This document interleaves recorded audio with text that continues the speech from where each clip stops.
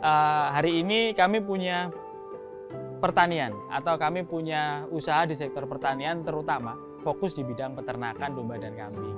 Nah, di situ kami berusaha untuk menyediakan satu kambing jenis potong untuk kebutuhan akikah, kurban, sate dan lain sebagainya. Kemudian kita punya kambing, jenis-jenis kambing yang biasa kita ambil susunya.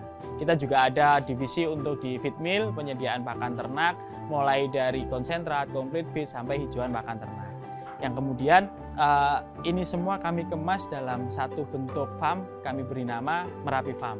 Kebetulan Merapi Farm itu dibentuk dengan sedikit keunikannya dan kelebihannya. Jadi kami di Merapi Farm itu adalah orang-orang yang cinta terhadap domba dan kambing, cinta terhadap hewan ternak. Karena kebetulan kami, teman-teman kami itu bukan berbasik dari bidang peternakan. Kami pendidikan basicnya dari matematika, teman-teman saya juga mulai dari SMP, SMA dan teman-temannya, yang kemudian kami berkumpul menjadi satu untuk kemudian bergabung dan bersama-sama mencari rezeki di tempat ini di Merapi Farm. Awal mula bagaimana kemudian Merapi Farm ini dibentuk? Pertama tadi seperti yang sudah kami sampaikan, bahwasanya kami itu cinta terhadap domba dan kambing.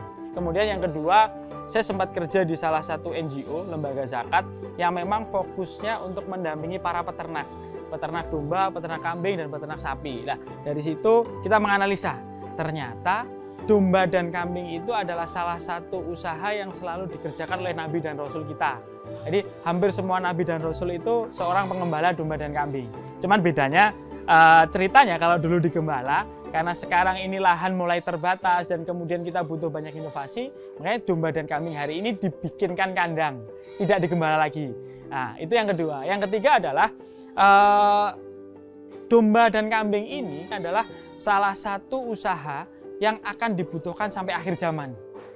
Minimal oleh umat Islam, domba dan kambing itu akan dibutuhkan sampai akhir zaman. Untuk apa? Satu, pasti untuk kebutuhan akikah.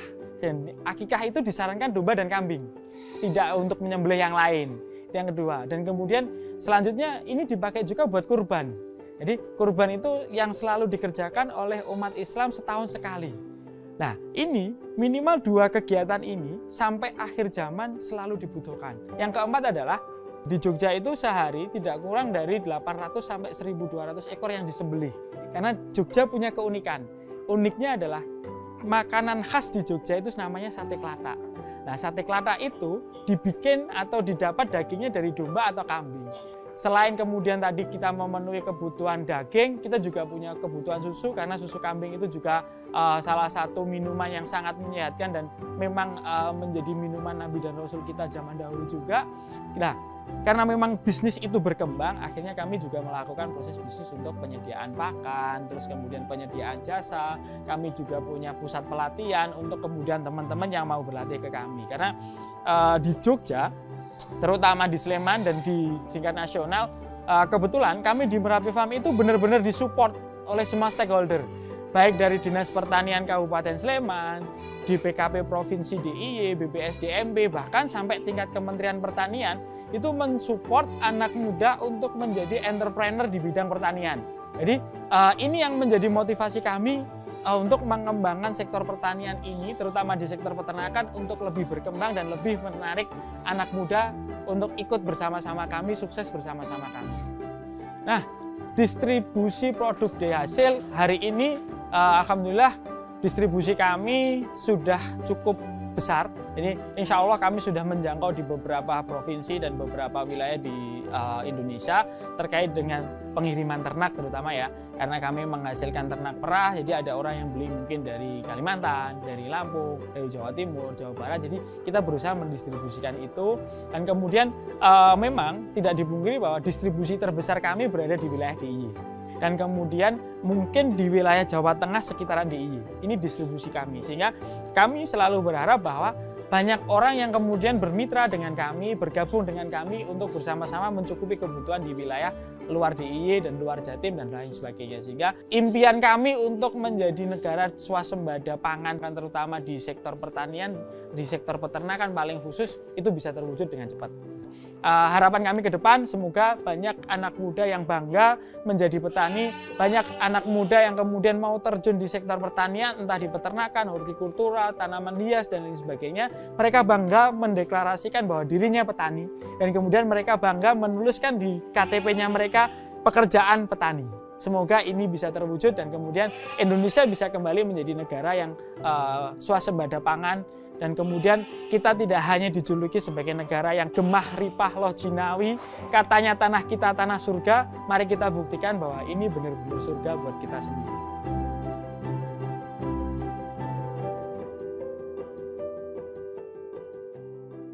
Perkenalkan, nama saya Isnaini Baroroh, biasa dipanggil Isna. Saya owner dari Ardana Garden. Kebetulan latar belakang saya, selain sarjana Eskom, saya adalah seorang bankir yang kemudian memutuskan untuk resign di tahun 2017 akhir dan kemudian memulai bisnis tanaman hias ini di 2018 awal. Awal mulanya pada 2018 itu saya mulai semua jenis tanaman hias termasuk anggrek dan juga philodendron dan lain sebagainya. Cuma karena di sini banyak yang mengikuti jejak itu, misalnya dari teman, dari tetangga, dari saudara, ada banyak yang mengikuti bisnis tanaman hias ini, maka saya tertantang untuk memilih yang orang itu tidak menyukai atau bahkan orang tidak bisa, yaitu kaktus dan sukulen ini. Karena kaktus dan sukulen ini sifatnya unik, perawatannya unik, jadi memang harus dipelajari lebih dahulu. Ketika dia sudah dapat klik, oh begini di tempat yang seperti ini, maka udah gampang untuk dirawat bahkan dikembangbiakan. Awalnya kami hanya dari 9 kaktus yang kemudian kami buat untuk percobaan, misalnya dari dimutilasi atau misalnya dari percobaan ini pengairan yang over atau yang kurang gitu, akhirnya bisa mulai lagi untuk dijual lagi, terus ada yang coba diperbanyak juga. Jadi setelah itu berkembang, setahun kemudian kami membuat greenhouse di depan rumah kami yang kecil, kemudian tahun depannya menambah 1 greenhouse yang di sebelah, terus kemudian tahun 2021 terakhir kemarin bikin greenhouse yang agak besar ini. Untuk bertani, sebagai seorang petani milenial memang tidak harus menggunakan lahan yang banyak, tidak harus menggunakan modal yang besar, yaitu seperti tadi, hanya menggunakan beberapa kaktus yang kita memanfaatkan lahan pekarangan rumah aja bisa gitu. Contohnya memelihara kaktus dan sukulen dengan mulai perkembangbiakan dan juga pemasarannya. Nah, untuk aktivitasnya mungkin setiap hari kami memang ada penyiraman di seminggu 2 kali. Terus kemudian ada repotting untuk dikemas menjadi siap jual. Terus selain itu kita ada perbanyakan mulai dari pup, potekan dari induk, potekan anak dari induk, persilangan bunga atau perkawinan silang. Terus kemudian ada juga semai dari biji.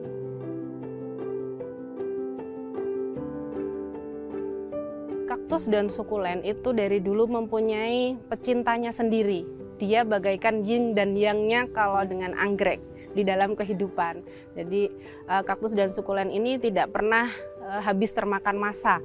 Dia selalu ada penggemarnya, pecintanya sendiri. Jadi untuk trennya sendiri jelas ada salah satu jenis yang lagi tren misalnya, atau varian baru dari hybrid silangan tertentu misalnya, itu memang ada menjadi tren-tren tertentu. Tapi lain halnya dari tren itu, kaktus dan sukulen ini karena memang dia punya manfaat di dalam kehidupan, termasuk tadi menyerap radiasi dan 24 jam dia mengeluarkan oksigen, otomatis dia mempunyai pengagumnya sendiri, pecintanya sendiri. Jadi insya Allah nih pasarnya kaktus ini tidak akan pernah hilang.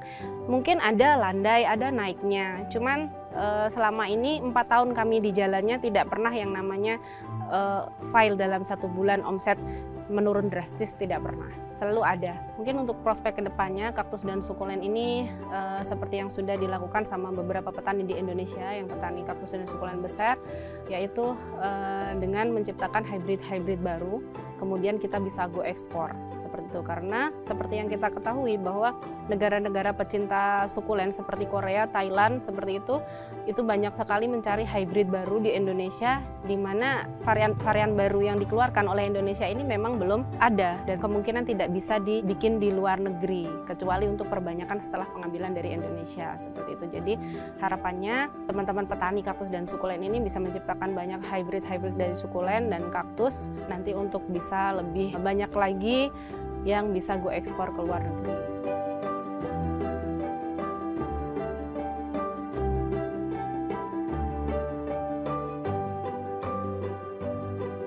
Untuk anak-anak muda yang masih di luar sana masih sibuk ngegame misalnya atau ngonten, ayolah kita coba tengok. Karena sebenarnya pertanian ini luas, tidak melulu hanya tentang hortikultura atau pertanian yang harus panas-panasan seperti padi, cabai dan lain sebagainya. Tapi pertanian itu bisa di dalam greenhouse, bahkan bisa memakai smart farming sehingga kita itu bisa melakukan sesuai apa yang kita inginkan, menjadi smart people yang bisa menjadikan pertanian Indonesia ini maju dengan teknologi yang maju juga, sehingga pertanian Indonesia ini semakin maju dan disukseskan oleh anak-anak muda, generasi muda yang ada di Indonesia ini. Harapannya adalah ayo kita sukseskan pertanian dan peternakan, karena selain dia akan dibutuhkan sampai akhir zaman, otomatis itu akan membangkitkan ekonomi masyarakat di daerah istimewa Yogyakarta khususnya, dan selain itu mungkin juga akan lebih menghijaukan kembali, membuat kesadaran di DI ini untuk mencintai alam lagi.